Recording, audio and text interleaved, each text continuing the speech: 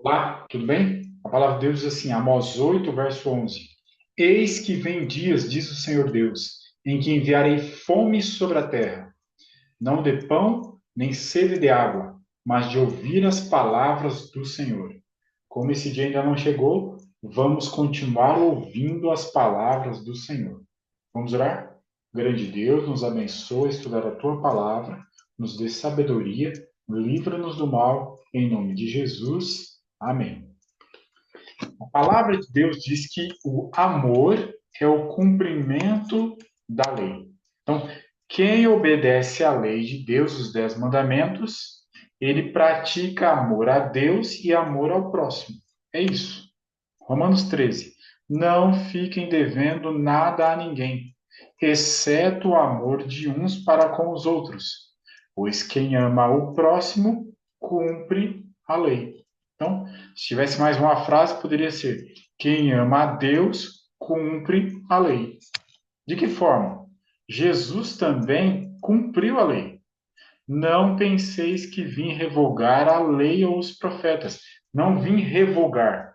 Eu vim para cumprir, obedecer, praticar, amar a Deus e ao próximo. Os 4 primeiros mandamentos, como Jesus resumiu: amarás, pois, o Senhor teu Deus de todo o teu coração, de toda a tua alma e de toda a tua força. E como Jesus resumiu os outros 6 mandamentos: amarás o teu próximo como a ti mesmo. Todo judeu, assim como Jesus, tinha os dois textos decorados. Jesus, um judeu, citou de cor os 2 mandamentos. O resumo do, dos 10 mandamentos. Os 10 mandamentos envolvem alguns princípios. Não terás outros deuses, o princípio é a lealdade. Não farás imagem de escultura, o princípio é o culto. Não tomar o nome de Deus em vão, o princípio é a reverência. Lembra do dia do sábado para o santificar, o princípio é a obediência. Honrar o pai e a mãe para que se prolongue teus dias na terra, o princípio é respeito. Não matar, princípio, respeito à vida. Não adulterarás, o princípio, pureza. Não matarás, o princípio, não furtarás, o princípio é a honestidade. Não dirás falso testemunho contra o teu próximo, mandamento esquecido. Qual é o princípio? Veracidade. Falar a verdade sempre. 10º mandamento, o princípio é o contentamento. É onde a propaganda tenta criar em nós a cobiça. Mas o mandamento diz que nós devemos nos contentar.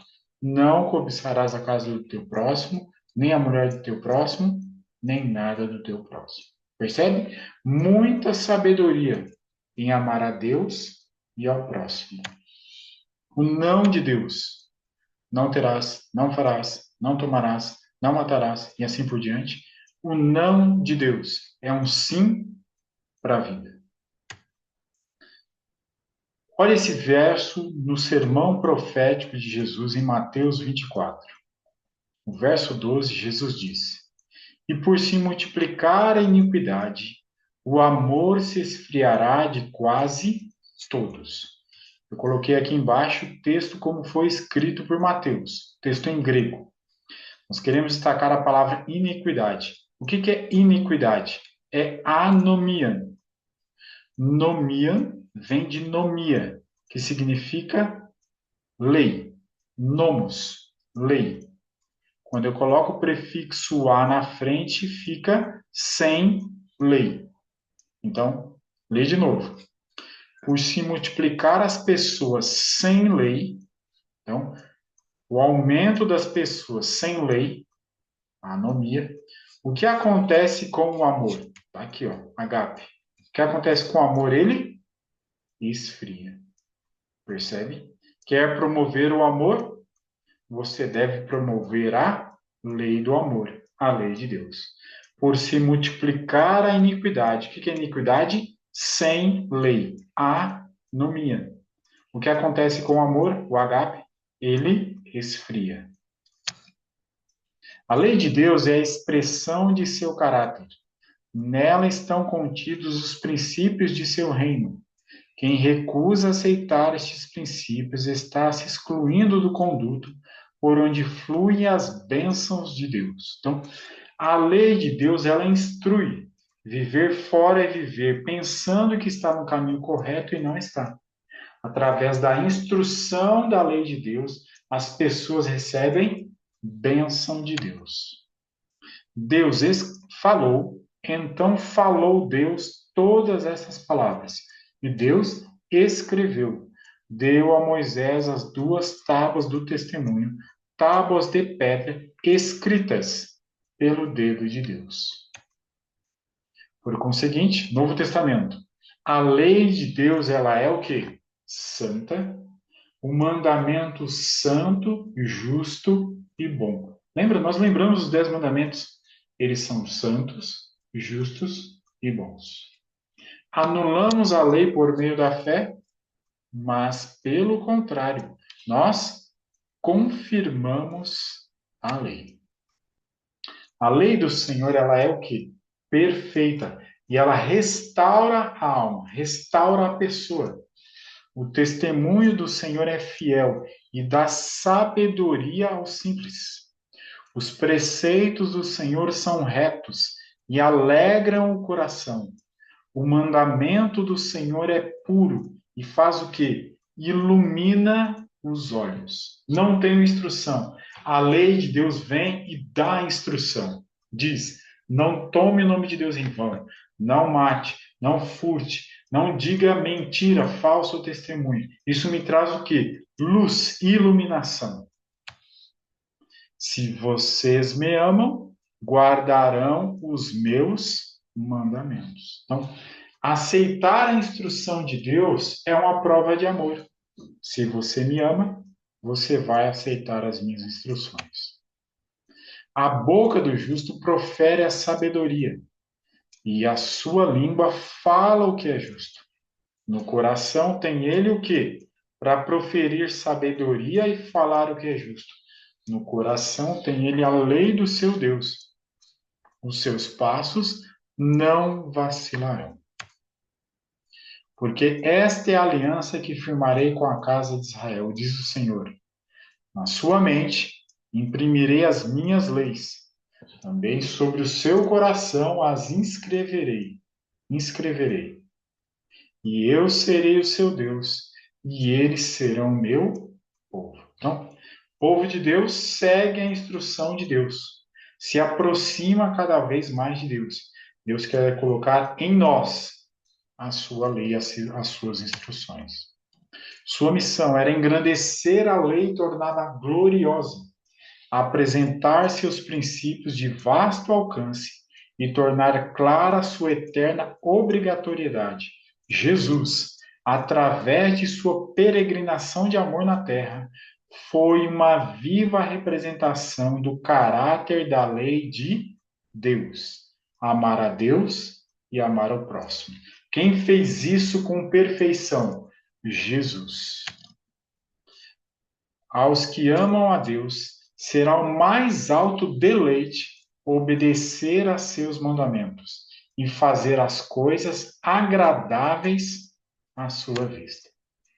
Nisto todos conhecerão que vocês são os meus discípulos. Sabe por quê? Se tiverem amor o quê? Uns pelos outros. Mensagens Escolhidas, volume 1, página 218. Olha esse texto. Não existe mistério na lei de Deus. Todos podem compreender as grandes verdades que ela encerra. O intelecto mais débil pode aprender essas regras. O mais ignorante pode reger a vida e formar o caráter de acordo com a norma divina. É simples. Não adorar imagem, não adora imagem. Guardar o sábado, sétimo dia, guarda o sábado, sétimo dia descansando. Não mentir, não vou mentir. Mesmo que que eu perca dinheiro, não vou mentir. Não mato, não vou adulterar. Vou honrar o pai e a mãe. É simples de compreender. Mas, infelizmente, as profecias do Antigo Testamento mostravam que no futuro as pessoas iriam alterar a lei de Deus.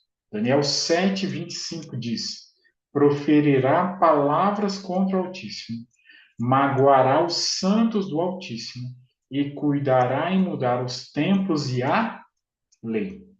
E os santos lhe serão entregues nas mãos por um tempo, 2 tempos e metade de um tempo. Queremos destacar nesse verso a profecia de que no futuro, em comparação aos dias de Daniel, que está recebendo a revelação do Espírito Santo, alguém iria mudar a lei de Deus. Hoje nós olhamos atrás e sabemos que quem fez isso foi a própria Igreja de Deus, quando se afastou da palavra de Deus para aumentar a quantidade de membros na Igreja de Deus. Funcionou, só que o erro foi abrir mão da palavra de Deus. Contra quem o dragão está irado? Então, dragão, símbolo para Satanás. Mulher, símbolo para a igreja. Apocalipse 12 diz de maneira clara: irou-se o dragão contra a mulher. Foi pelejar com os restantes da sua descendência. O que restou de fiéis. Quem são eles? Os que guardam os mandamentos de Deus e têm o testemunho de Jesus, o dom profético. E se pôs em pé sobre a areia do mar.